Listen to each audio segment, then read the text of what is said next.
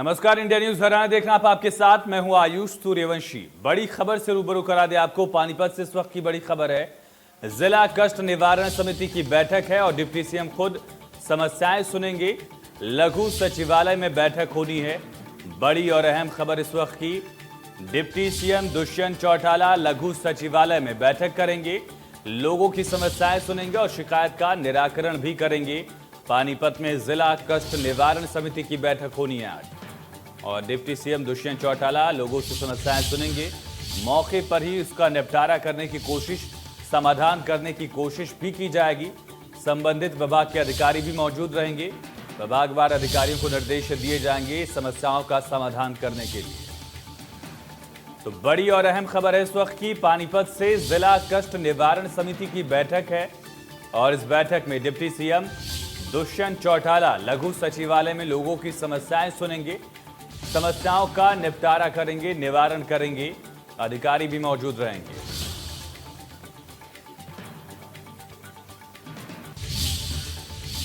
और कोरोना से जुड़ी इस वक्त की बड़ी खबर। पूरी दुनिया में कोरोना ने तबाही मचा दी है। 1,36,00,000 के पार मरीजों की संख्या हो गई और अब तक 5,86,000 से ज्यादा लोगों की जान चली गई है। हालांकि 80 लाख से ज्यादा मरीज अब तक रिकवर हो चुके हैं, लेकिन अमेरिका की हालत सबसे ज्यादा बुरी है। यहां पर अब तक 1 लाख से ज्यादा लोगों की मौत कोविड-19 की वजह से हो चुकी है। तो अमेरिका का हाल सबसे ज्यादा बुरा है। कोविड की वजह से दुनिया भर में आंकड़ा 1 करोड़ के पार हो चुका है। पूरी दुनिया में कोरोना से तबाही मची हुई है और जो 1,36,00,000 से ज्यादा मरीज अब तक सामने आ चुके हैं। America, Brazil, Bharat, Russia, Turkey, ये देश सबसे ज्यादा प्रभावित दिख रहे हैं फिलहाल और इनमें सबसे ज्यादा बुरा हाल है अमेरिका का। बड़ी और अहम खबर कोरोना से जुड़ी हुई। पूरी दुनिया में कोरोना की तबाही दिख रही है और 1,36,00,000 से ज्यादा मरीज अब तक सामने आ चुके हैं।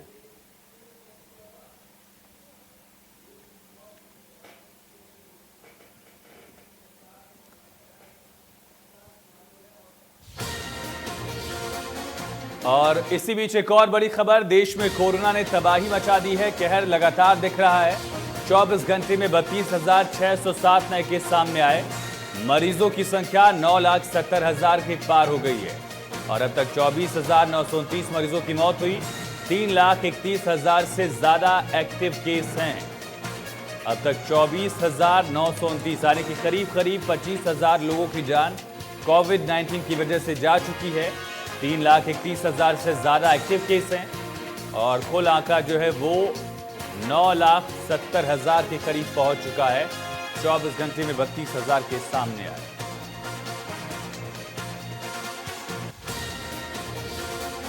और प्रदेश में कोविड-19 के केसेस से जुड़ी इस वक्त की बड़ी खबर है। लगातार कोरोना का संक्रमण बढ़ रहा है। एक दिन में 678 नए मरीज सामने आए।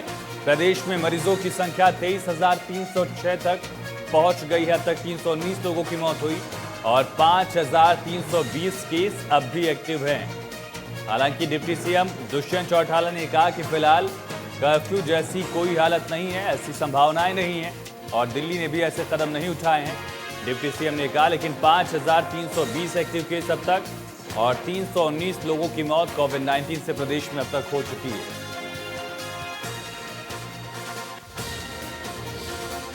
और सीएम मनोहर लाल ने पंचकुला में रोजगार भवन की सौगात दी है। इसका उद्देश्य प्रदेश में रोजगार को बढ़ावा देना है। इस उद्घाटन समारोह में डिप्टी सीएम दुष्यंत चौटाला समेत तमाम मंत्री भी मौजूद रहे।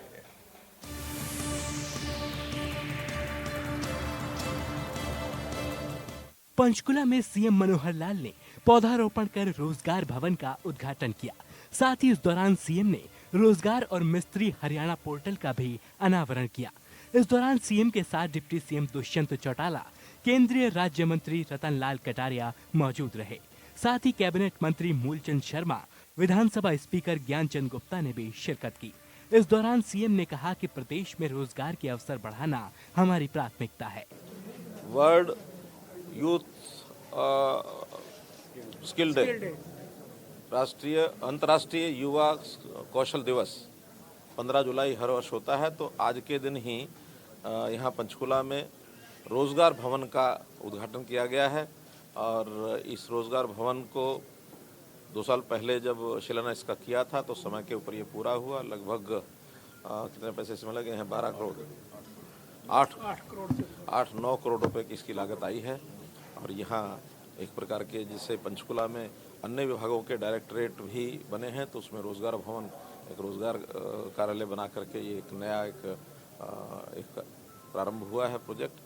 और मैं समझता हूँ कि हमारे प्रदेश के युवाओं को रोजगार के नाते से बहुत लाभ होगा, क्योंकि एक सेंट्रल तरीके से यहाँ से सारी गतिविधियाँ चलेंगी। रोजगार पोर्टल का एक उद्घाटन आज यानी उसको लॉन्च किया गया है और उसी में सभी युवाओं को, चाहे एम्प्लॉयमेंट एक्सचेंज के माध्यम से हो या सक्षम युवा के माध्यम से हो, ITIs, पॉलिटेक्निक्स, जहाँ जहाँ भी एक प्रकार से कौशल का डेवलपमेंट के कोर्स उनके होते हैं और ये अपना नाम वो दर्ज कराते हैं, ऐसे सभी जगह के रोज़गार के लिए लोगों को यहाँ से डाटा उपलब्ध हो जाएगा, प्राइवेट रोज़गार के नाते से भी। और सब लोगों को जो जो प्लेटफॉर्म हैं उनको, युवाओं को इन सब प्लेटफॉर्म के माध्यम से यानी सूचनाएं भी दी जाएंगी कि किस प्रकार का रोज़गार वो ले सकते हैं। मैं समझता हूँ हरियाणा के युवा को रोज़गार देने के लिए इस प्रोजेक्ट का बहुत लाभ होगा। सर, प्राइवेट सेक्टर की जानकारी मिलेंगे, कोई HPSC, SSC से उनसे उनको कोऑर्डिनेशन रहेगा, किस तरीके से कंपनियां पे अपना रजिस्ट्रेशन कराएगी, बेरोजगार वो किस तरीके से अपना रजिस्ट्रेशन कराएगी? देखिए, जैसे पहले से वो अपना रजिस्ट्रेशन कराते हैं, चाहे रोजगार कार्यालय में कराते हैं, चाहे युवा सक्षम पोर्टल पर कराते हैं, उस पर करा सकते हैं, तो वो सबके सब कोऑर्डिनेशन यहाँ से होगा। और जितने भी प्रकार की नौकरियाँ हैं, चाहे वो सरकारी, केंद्र सरकार की नौकरियाँ हों, प्रदेश सरकार की नौकरियाँ हों, प्राइवेट से भी जो जानकारियाँ मिलेंगी, वो सब का सूचनाओं का आदान प्रदान युवाओं के साथ किया जाएगा। अंतर्राष्ट्रीय युवा कौशल दिवस के मौके पर पंचकुला के सेक्टर 14 में तकरीबन 9 करोड़ की लागत से ये रोजगार भवन बनेगा। इस मौके पर कैबिनेट मंत्री मूलचंद शर्मा ने भी कहा कि प्रदेश में रोजगार बढ़ाने के लिए कई प्रोग्राम चलाए जा रहे हैं। नहीं, सारा केंद्र रहेगा पूरे हरियाणा का। यहाँ से जो रोजगार, जो नौजवान साथी, जो कौशल, जो सिकल जो बच्चे होंगे, कौशल विकास से जो परिपूर्ण होंगे, यहाँ पर रजिस्ट्रेशन होगा, उनको लाभ मिलेगा। किसी प्राइवेट सेक्टर में या दूसरे सेक्टर में जो भी हों, उनको यहाँ से रोजगार देने का काम करें। 75% लोग युवाओं को रोजगार देने के लिए जो है एक कदम भी कैबिनेट में उठाया गया है। तो क्या समझते हैं कि ये जो रोजगार भवन है, जो लोग अप्लाई करेंगे, उनकी तमाम जो कोई प्रॉब्लम्स हैं या फिर जो कोई रहती है, क्यूरीज रहती हैं, यहीं पर कोई कॉल सेंटर्स वगैरह भी इस्टेब्लिश किए जाएंगे जिनसे? नहीं, यहाँ से जो 75% जो हरियाणा प्रदेश के जो रोजगार या 100%, ये भी कहा है बाहर से भी लोग रजिस्ट्रेशन करा सकते हैं, उनको रोजगार मिलेगा। और सबसे बड़ी बात यह कि यहाँ पे डेटा फिक्स रहेगा। कोई आदमी, जैसे हमने कराया अभी सक्षम, उसमें जैसे AC की बात है, कटिंग वालों की बात है, प्लम्बर की बात है, इलेक्ट्रिकल की बात है, जो आम आदमी को जो डेवलप होगा, आदमी को परेशानी नहीं रहेगी।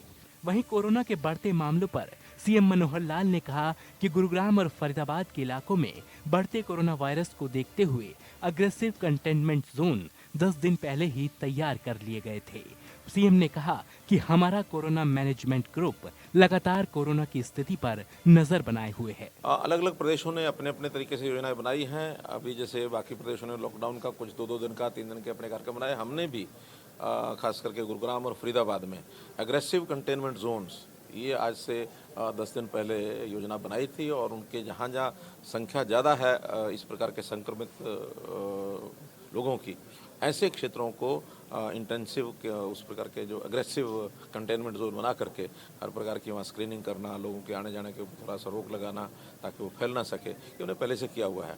फिर भी हम रोज़ाना, हमारा जो management group, corona management group है, उसकी मीटिंग होती है। इस पर विचार करेंगे कि और सख्ती करने से अगर कुछ लाभ हो सकता तो जरूर करेंगे। जाहिर है कोरोना संकट के बीच रोजगार संकट भी पैदा हो चुका है, छटनी का दौर भी शुरू हो चुका है। ऐसे में सरकार के सामने चुनौती है कि प्रदेश में रोजगार के अवसर बढ़ाए और साथ ही युवाओं में स्किल डेवलप करने के प्रोग्राम को भी गति दी जा सके। इसी के मद्देनजर मनोहर सरकार ने रोजगार भवन की शुरुआत की है, जिसकी प्रदेश में रोजगार के अवसर पैदा करने में अहम भूमिका होगी। पंचकुला से विपिन परमार, इंडिया न्यूज, हरियाणा। वहीं करनाल में राइस मिल मालिकों पर सरकारी चावल में की गई गड़बड़ी के आरोप साबित होते नजर आ रहे हैं और प्रशासन की तरफ से भी यह साफ कर दिया गया कि 5 आरोपी राइस मिलर्स की संपत्ति नीलाम कर वसूली की जाएगी। पूरा मामला आखिर क्या है, इस रिपोर्ट के जरिए समझिए।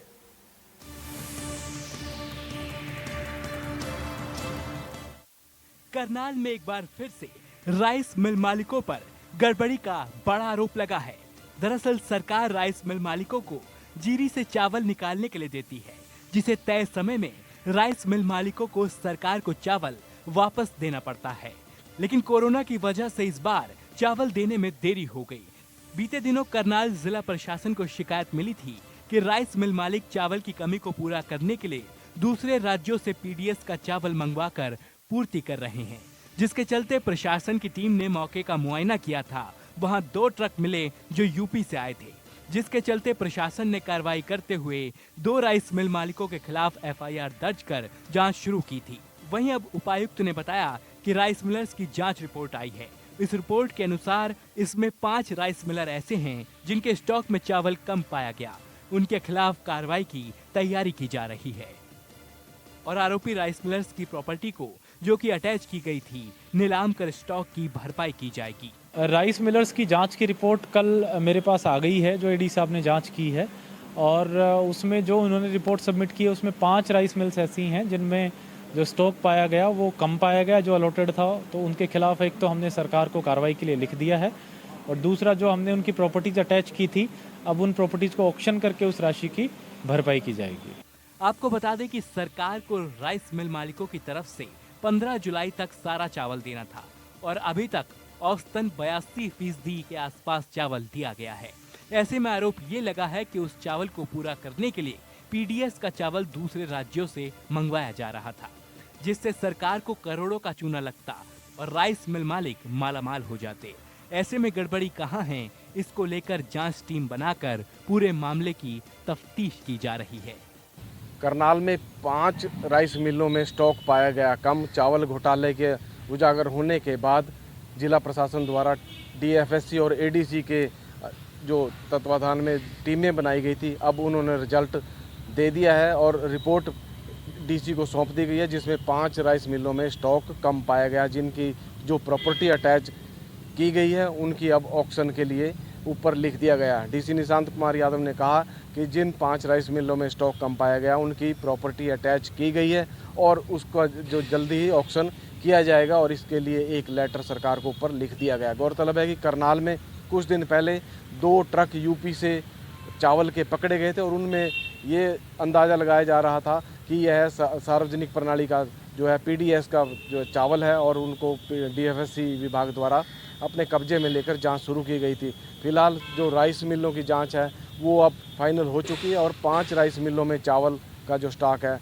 कम पाया गया, जिसके लिए सरकार द्वारा उनके खिलाफ कार्रवाई की जा रही है। फिलहाल डीसी निशांत कुमार यादव ने कहा कि उनके जो प्रॉपर्टी अटैच कर दी गई और जल्दी उनकी ऑक्शन करने के बाद सारी राशि बरामद पूरी कर ली जाएगी। करनाल से केसी आर्य, इंडिया न्यूज़। वहीं सीबीएसई का 10वीं का परीक्षा परिणाम घोषित किया गया। इंटरनल असेसमेंट के आधार पर 10वीं का रिजल्ट जारी किया गया और चंडीगढ़ रीजन में 91% बच्चे पास हुए। ग्राफिक्स के जरिए आपको ये तमाम अहम जानकारी हम दे रहे हैं। इंटरनल असेसमेंट के आधार पर 10वीं का रिजल्ट घोषित किया गया। सीबीएसई बोर्ड की वेबसाइट पर रिजल्ट सामने आ चुके हैं। चंडीगढ़ रीजन में 91% बच्चे पास हुए, पंचकुला में 94%, देहरादून में 89 और चेन्नई में सबसे ज्यादा 98.95% बच्चे पास हुए। पिछले साल के मुकाबले पास होने वालों की संख्या भी बढ़ी है और पिछले साल के मुकाबले 0.36% की बढ़ोतरी हुई। लड़कियों ने एक बार फिर बाजी मारी और 93.31% छात्राएं पास हुई हैं। 2019 में 92.45% लड़कियां पास हुई थी और छात्रों का रिजल्ट करीब करीब पिछले साल के बराबर ही रहा। इस बार भी 90.14% लड़के पास हुए। तो ये आंकड़ा आप देख सकते हैं। पिछले साल आंकड़ा क्या था, इस साल आंकड़ा क्या है। लड़के पिछले साल भी 90% पास हुए थे, इस बार भी आंकड़ा वही है। लड़कियों का पासिंग परसेंटेज भी बढ़ा है और लड़कियों ने एक बार फिर से बाजी मारी है। किस स्कूल के कितने छात्र पास हुए? केंद्रीय विद्यालय के 99% छात्र पास हुए हैं। जवाहर नवोदय विद्यालय के 98% छात्र पास रहे। और पिछले साल पास प्रतिशत क्या रहा था और इस बार के आंकड़े क्या हैं वो आपको दिखाते हैं। तो पिछले साल 91% पास हुए थे छात्र और इस बार भी 91.46% बच्चे पास हुए। 0.36% का इजाफा हुआ है। लड़कियों ने एक बार फिर से बाजी मारी है। 92.45% लड़कियां पिछले साल पास हुई थी। इस साल 93.31% लड़कियां पास हुई। लड़कों का जो आंकड़ा है पिछले साल के पास होने के बराबर का ही है इस बार भी।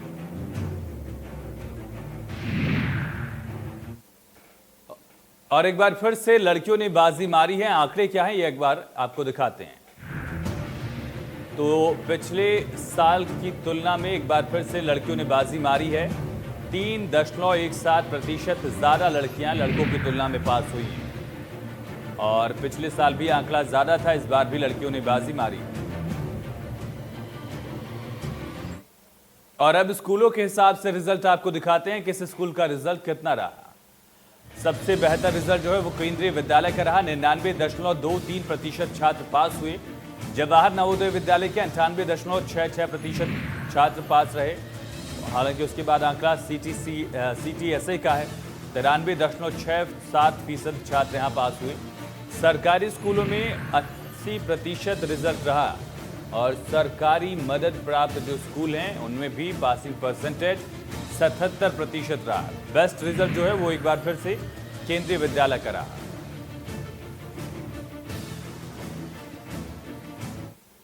सिरसा जिले में डबल मर्डर से सनसनी फैल गई। एक घर में एक 60 साल की बुजुर्ग और एक 50 साल के शख्स का शव खून से लथपथ हालत में मिला है।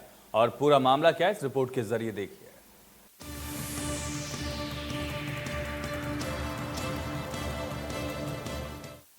सिरसा के गांव नथुसरी कला में एक घर के अंदर अधेड़ उम्र की महिला और व्यक्ति का शव बरामद हुआ। दोनों की धारदार हथियार से हत्या की गई है।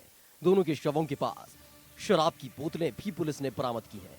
जानकारी के मुताबिक बिजली घर के सामने रहने वाली 60 साल की संतरू देवी और गांव में ही खेतीबाड़ी करने वाले जलंधर सिंह का शव महिला के घर में लहूलुहान हालत में मिला है। दोनों के शरीर पर जगह जगह चोट के निशान है। सूचना मिलने पर नथुसरी चौपटा पुलिस मौके पर पहुंची। एलनाबाद से डीएसपी जगत सिंह मौके पर पहुंचे और मौके का मुआयना किया। पुलिस ने शव को पोस्टमार्टम के लिए सिरसा नागरिक अस्पताल भिजवाया। एक संतरो नाम की लेडी है, 60-65 साल उम्र है उसकी। और एक जलंधर सिंह लड़का सरदारों का वो जर्सी का है, उसकी उम्र भी 50 प्लस ही है। दोनों यहाँ रह रहे थे इस डाणी में इसकी में। अब तेजधार हथियार से दोनों की हत्या की हुई है। बाकी हम तफ्तीश कर रहे हैं। अब डेड बॉडी भिजवा दी पोस्टमार्टम के लिए। हम तलाश करते हैं ये घटना को अंजाम देने वाले। CI इंस्पेक्टर आए हुए हैं सरसा से, साइबर CI इंस्पेक्टर आए हैं, उनकी टीम आई है, SHO हैं। पुलिस इस मामले की जांच में जुटी है। CIA सिरसा प्रभारी नथुसरी चौपटा प्रभारी के साथ पूरी टीम ने मौकाए वारदात का मुआयना किया। फिलहाल पुलिस ने अज्ञात लोगों के खिलाफ हत्या का मामला दर्ज कर मामले की जांच शुरू कर दी है और पुलिस का दावा है कि मामले में जल्द खुलासा कर दिया जाएगा। Bureau report, India news. जी, तो सिरसा में डबल मर्डर से सनसनी फैल गई और घर में घुसकर यह हत्या की गई थी। फिलहाल पुलिस पूरे मामले में तफ्तीश कर रही है। एक छोटे से ब्रेक के लिए यहां पर रुकते हैं।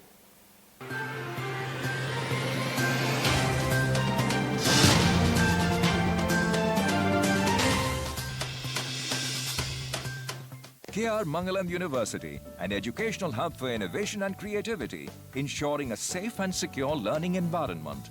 Your destination success. देखिए क्या फालतू सीमेंट लगा रहे हैं। कुछ साल में जंग हमें खा जाएगा और बिल्डिंग। वैसे हमारी बिल्डिंग में तो श्री संगरोधक सीमेंट लगा रहे हैं। लकी हो। तुम कहाँ के हो? यूपी के। हमारी मम्मी भी वहीं की है। आंटी वहाँ की है। छोड़ो जंग, आ जाओ अपने भाई के संग। श्री सीमेंट, ये लगता है तो असर दिखता है। श्री जंग रोधक सीमेंट, घर की ढाल सालों साल।